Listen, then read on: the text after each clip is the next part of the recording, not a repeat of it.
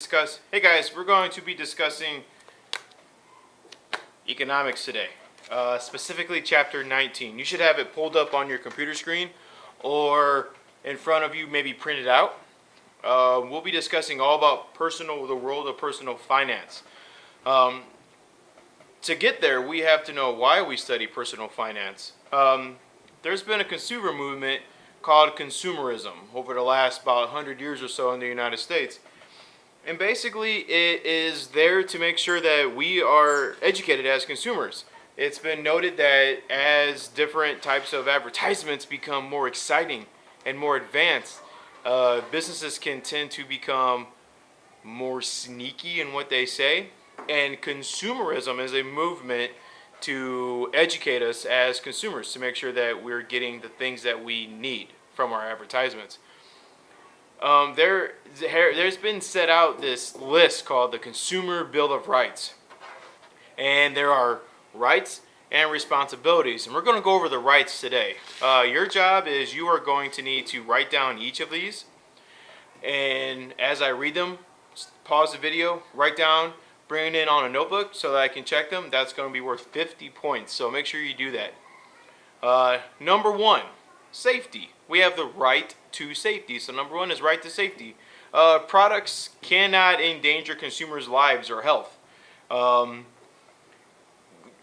Businesses aren't allowed to make things that intentionally harm us. You may argue and say, well, what about cigarettes?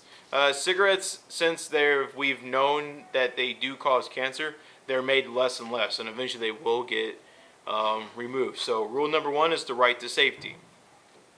Right number two is the right to be informed. Businesses must provide accurate information in advertising, labeling, and sales practices. Anytime you see food advertised, it always now has label information. There's people with allergies, food allergies, nut allergies, different types of allergies, and if we didn't know what was in our food, it could make us sick. Anytime you see medicine advertised, there's always a list of side effects because we want to make sure that what we're taking isn't going to make something else worse. So we have the right to be informed. We also have the right to choose.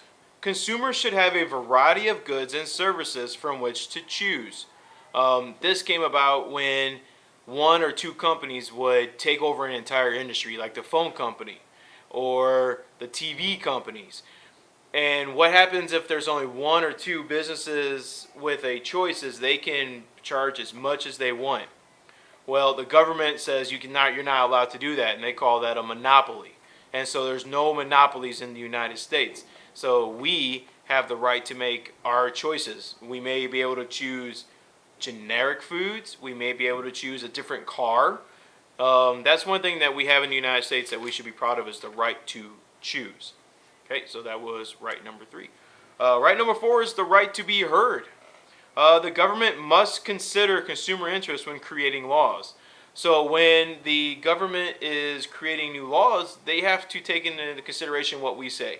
In the United States, that can be done through protests. If there is a law that's going to be made that makes it so that we can't cross the street without having a $10,000 watch on, well, we may say, stop, pump the brakes, let's look at that rule. The more advanced way in the United States is through our representatives. So we have representatives that voice our concerns for us. We also have the right to redress. No, that doesn't mean we can take our clothes and put new ones on. No. The right to redress states that if there's an issue with something that we buy, we have the right to go to that consumer or that producer and say, this isn't right, we need to fix this. That's not to say that just because you're upset with something, you can go and get something new. That is if there's a serious flaw and you can't use the product, you can take it back. That's why all these stores have return policies, because they want to make sure they're protected too, but we have the right to have things fixed if they're not appropriate. We also have the right to consumer education. Sufficient information should be available for consumers to make rational decisions. That means that they can't, because producers can't hide information from us. They have to make everything available so we can research. The advent of the internet has been a huge advantage for us. We can go and research a car. We can research every single thing down to the types of bolts used on that car. So we have the right to consumer education. The sixth and final one is healthy environment. We have the right to a healthy environment. Businesses can't make products that pollute the ground, the water, or the air. I can tell you that this really came about from the Industrial Revolution, where big plants were just spewing out just tons of smoke and tons of different kinds of pollutants. And we have the right to not have to live in that. You know, we live right next to St. Louis where the Budweiser is made.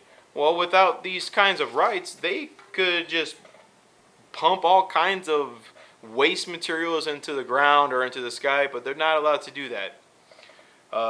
So in review, this video was all about the consumer rights.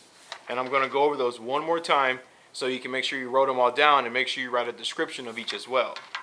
We have the right to safety, the right for information, the right to choose, the right to be heard, the right to redress, the right to consumer education, and the right to a healthy environment.